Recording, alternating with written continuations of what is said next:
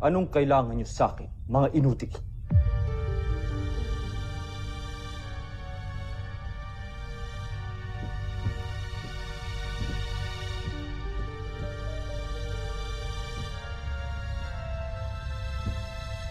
May naisip kaming paraan upang madaig natin ang kalaban. Nag-iisip kayo ng paraan para sila'y madaig? O para pahiyain ako ng paulit-ulit sa ating emperador? Etyuma!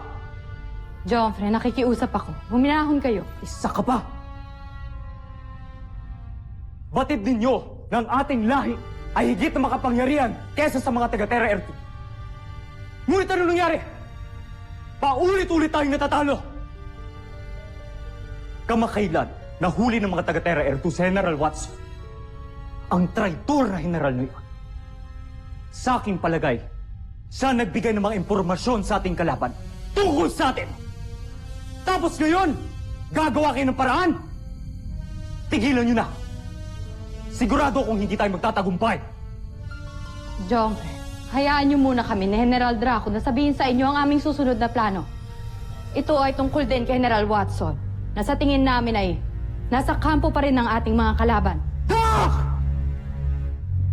Pagod na ako sa inyong mga pangako.